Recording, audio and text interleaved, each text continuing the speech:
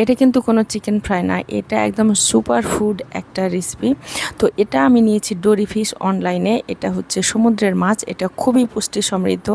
তো প্রথমে আমি মাছটাকে, এটা এইরকমই প্রসেসড থাকে। প্রথমে আমি মাছটাকে ম্যারিনেট করেছি ম্যাগি সস, সয়া সস, লবণ আর গোলমরিচ, লাল মরিচ গুঁড়া দিয়ে আমি এটাকে ম্যারিনেট করে তারপরে এটা রাখিনি, 5-7 মিনিট মতো রেখেছি। তারপর আমি পানিটা ঝরাই নিয়ে একটু ডিম দিয়ে আমি এটা একটু মাখাই রাখলাম। এখন আমি ব্যাটারটা তৈরি করব। এটা খুবই সহজ একটা ব্যাটার। আমি ময়দা নিয়েছি আর বেশি করে নিয়েছি কর্নফ্লাওয়ার আর বেকিং সোডা দিয়েছি, ব্ল্যাক পেপার দিয়েছি, তারপর পানি দিয়ে আমি ব্যাটারটাকে প্রথমে ফেটাই নেব। তবে এখানে একটা টুইস্ট আছে, আমি একটু এখানে একদম ফুটন্ত তেল 1 টেবিল চামচ দিয়ে দিয়েছি। এটাতে আপনার এই ফিশ অ্যান্ড চিপসটা খুব টেস্টি হয় এবং ক্রিস্পি হয়। তো আমি এখন এই ফিশ অ্যান্ড চিপসে কিন্তু মোটা মোটা থাকে, যার জন্য এটা আমি অল্প আঁচে আমি ভেজে নিব ক্রিস্পি করে, তাহলে দেখবেন খুব মজার। এটা বাচ্চাদের টিফিনে, বড়রা সবাই খেতে পারবেন, খুব টেস্টি।